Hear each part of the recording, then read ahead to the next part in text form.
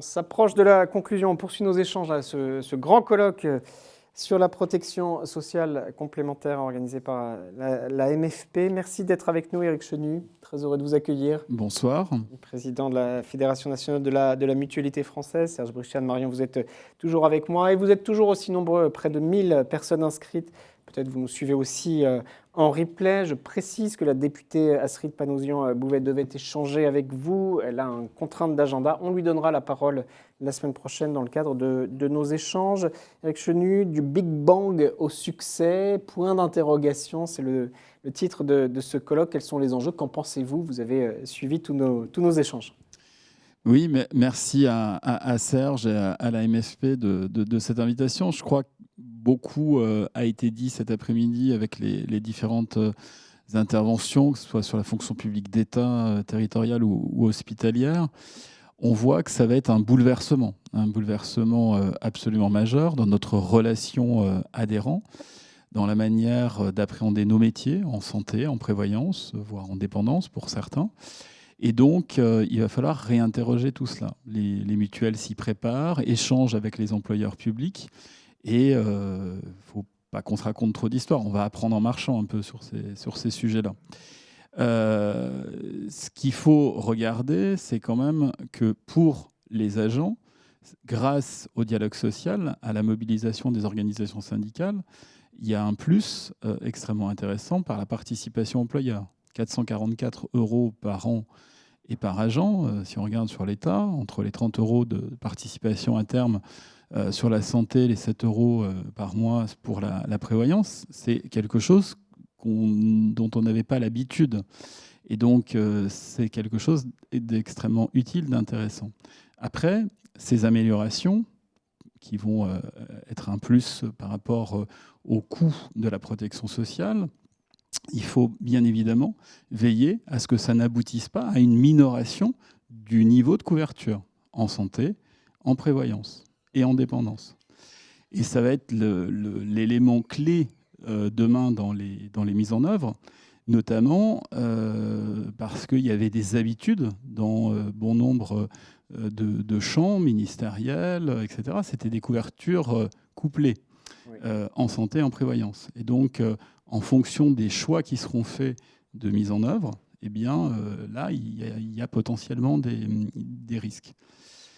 Nos mutuelles, depuis 1945, elles n'ont eu de cesse de s'adapter à la réalité des besoins, aux attentes aussi des employeurs dans la construction de partenariats.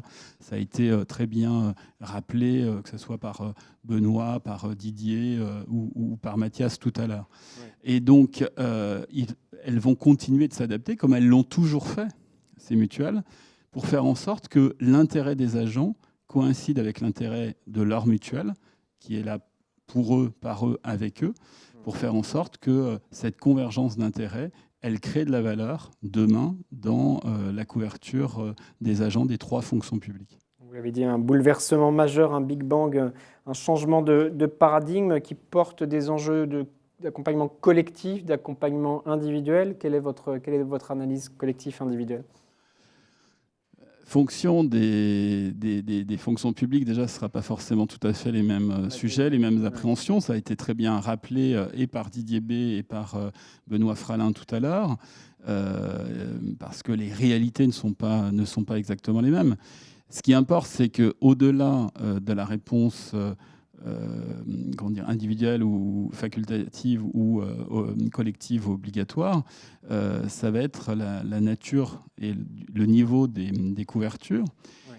Mais ça sera au-delà de ça, je crois que, de mémoire, je crois que c'est Mathias qui en parlait, c'est que les mutuelles, elles n'ont pas vocation à n'être que dans l'exécution du contrat, pour répondre à un appel d'offres. Évidemment, il faut répondre à l'appel d'offres et à toutes ces conditions.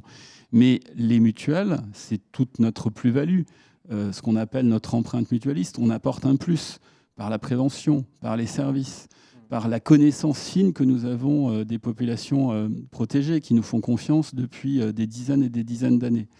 Et ça, ces dimensions, par la prévention, par l'action sociale, par l'accompagnement social humain, par l'entraide qui est organisée par les mutuelles, c'est quelque chose qu'il va falloir faire perdurer, qu'il faudra mettre en avant pour faire en sorte que la fidélisation individuelle qu'on a su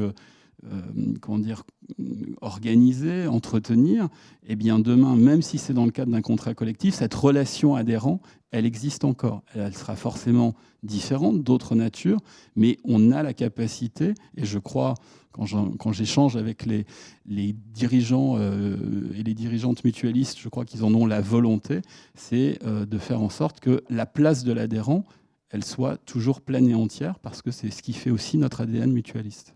On l'a vu, hein, on y contribue cet après-midi, un vrai travail, un vrai enjeu de pédagogie, d'explication, en particulier sur le champ de l'hospitalière. Les RH, notamment, sont aussi en demande d'informations, de pédagogie, de clés de compréhension aussi. Je crois que le devoir de pédagogie, il va être à la fois vis-à-vis des employeurs, oui. Et je rejoins Anne-Marion, Benoît et d'autres qui se sont exprimés sur le sujet.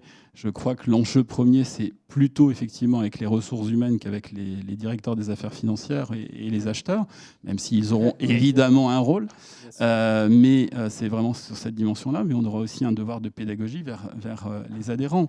Parce que là, par exemple, où il y avait des couvertures santé-prévoyance, le risque que les gens regardent, le risque qu'ils appréhendent le mieux, c'est quand même le risque santé. Le risque prévoyance, il est souvent mal appréhendé, minimisé, oui. Méconnu. Oui. Et donc, l'enjeu demain, surtout là où il y aura de la prévoyance facultative, ça va être de convaincre de l'intérêt, de l'utilité indispensable. Moi, j'aime bien la définition qu'a utilisée tout à l'heure Anne-Marion, une cotisation acceptable pour un risque inassumable et inacceptable. C'est vraiment ça, la prévoyance. C'est l'aléa au plus fort de ce qu'il est. Personne aujourd'hui dans notre pays n'est contraint à la misère pour un risque santé, parce qu'il y a la sécurité sociale, parce qu'il y a des dispositifs, etc., qui permettent un accompagnement, une prise en charge. En revanche, sur le risque incapacité, invalidité, ou décès, des familles peuvent se retrouver réellement en très grande difficulté. Et ça, malheureusement, aujourd'hui, force est de constater qu'une partie de nos concitoyens ne l'appréhendent pas. Certains groupes mutualistes, le groupe Vive, a mis en place un observatoire de l'imprévoyance et a fait une étude assez intéressante sur ce sujet qui montre le niveau faible d'appréhension de ce risque-là. Donc on aura un devoir de pédagogie vers les employeurs dans l'accompagnement de la mise en œuvre de cette réforme pour qu'elle soit utile, qu'elle crée de la valeur au maximum pour l'ensemble des agents des trois fonctions publiques. Et c'est fondamental pour l'attractivité des métiers, des services publics, mais il faudra aussi qu'on ait ce souci-là, et les mutuelles l'ont depuis longtemps, mais elles le font plus particulièrement en ce moment, un devoir de pédagogie vers les assurés sociaux, vers les adhérents. De pédagogie aussi auquel on répond. Dernière question, Eric Chenul, sur les enjeux, les autres enjeux à venir, les autres enjeux à aborder. On en a parlé en creux, et pas qu'en creux d'ailleurs, dans les échanges. Parmi les autres enjeux, il y a cette question de l'attractivité, qui est l'un des défis importants que rencontre notre fonction publique. Ça fait partie aussi des problématiques importantes. Oui, avant de répondre à votre question là-dessus, il y aura aussi un enjeu qui est fondamental. Je sais que beaucoup de mutuelles y sont attentives.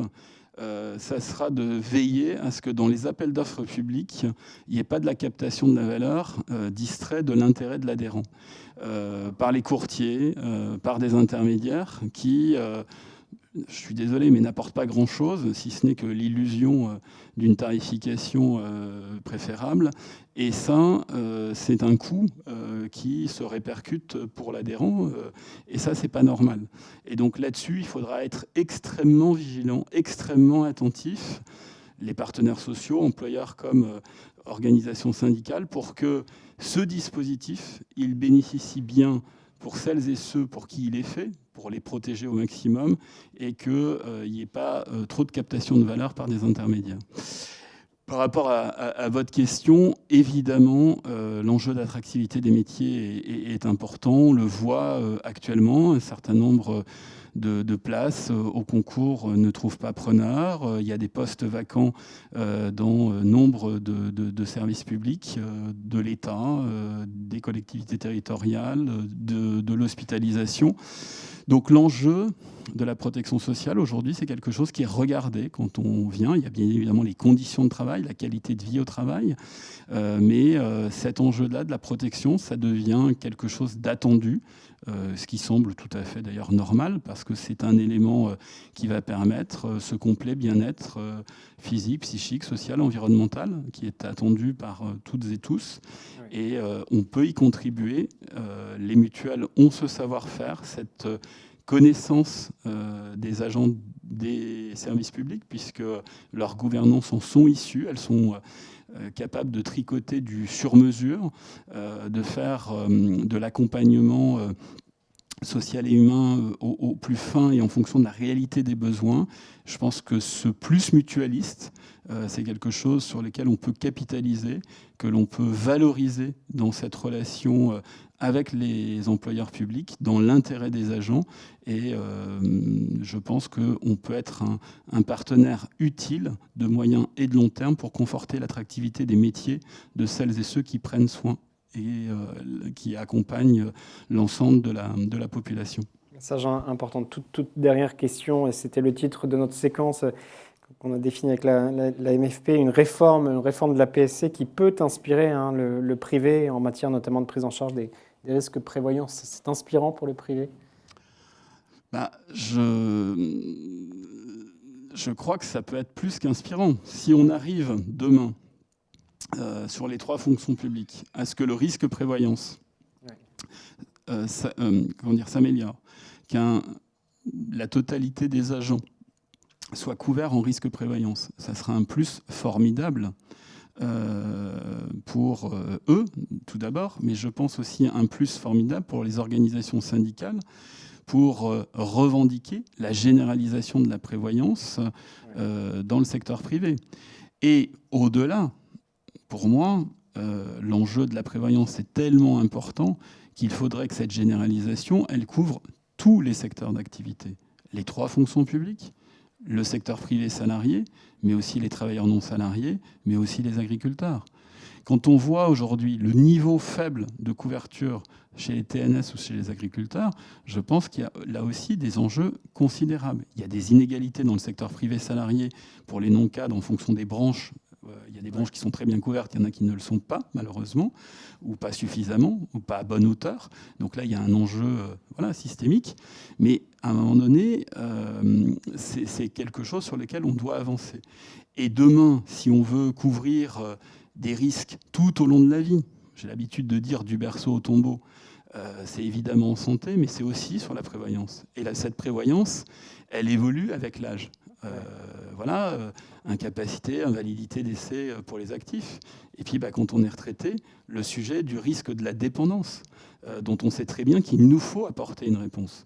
Eh bien, on a peut-être là, par la généralisation de la prévoyance, les mécanismes, les supports pour imaginer des solutions en matière de dépendance et faire en sorte que, et c'est quand même un beau projet de société, je trouve, profondément mutualiste, où tout le monde protège tout le monde.